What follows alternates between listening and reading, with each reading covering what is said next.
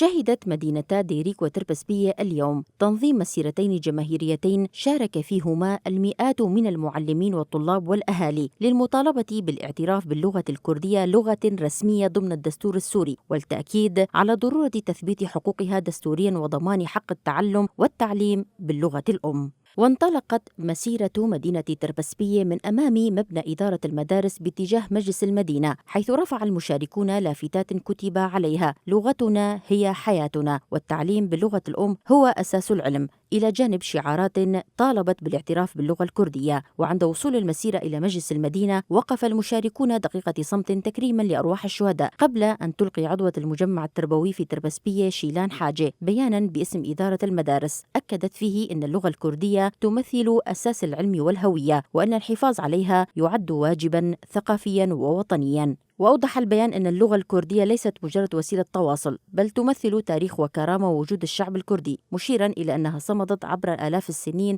رغم محاولات التهميش والقمع. كما دعا البيان إلى ضمان حقوق الطلبة الذين تلقوا تعليمهم باللغة الكردية خلال السنوات الماضية.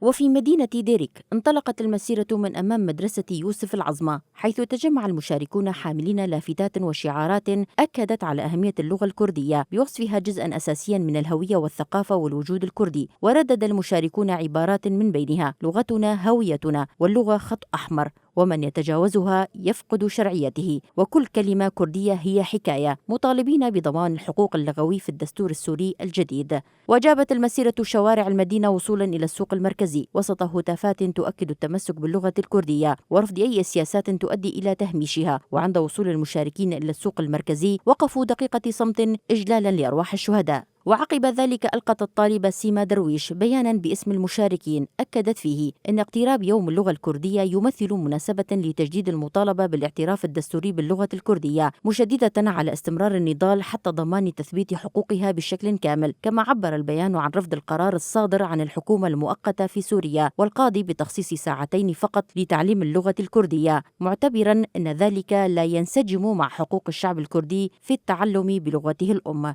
وأشار البيان إلى أن وجود عدة لغات داخل الدولة يعكس التنوع المجتمعي والثقافي ولا يشكل أي عائق، مطالبا بإدراج اللغة الكردية كلغة أم ورسمية ضمن الدستور السوري.